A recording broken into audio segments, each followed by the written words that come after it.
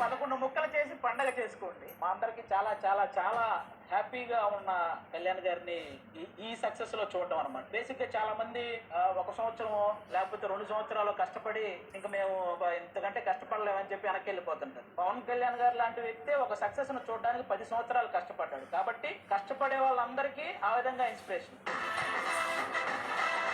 నాకు ఇన్ని మార్కులు రావాలనో, లేకపోతే అన్ని మార్కులు రావాలనో, లేకపోతే నాకు ఈ పనిలో ఇంత చేరాలనో ఒక టార్గెట్ పెట్టుకుంటారు. పెట్టుకుంటే ఎలాంటి టార్గెట్ పెట్టుకోవాలంటే కొడితే 21 నిలబడితే 21 కొట్టాలి, 2 ఎంపీలు కొట్టాలి, అలాంటి టార్గెట్ పెట్టుకోవాలి. కాబట్టి ఆ టార్గెట్ విషయంలో కూడా చాలా మందికి ఇన్స్పిరేషన్.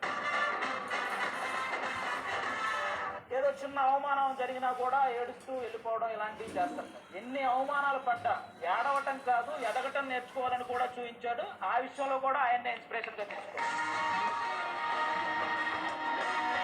ఒక్కడిని గెలవమనండి చూద్దాం అన్నారు, ఒక్కడు కూడా ఓడిపోకుండా గెలిపించాడు. ఆ విషయంలో గేటు తాకనివ్వమన్నారు, అలా అన్న వాళ్ళని ఎవరిని గేటు తాకనివ్వలేదు.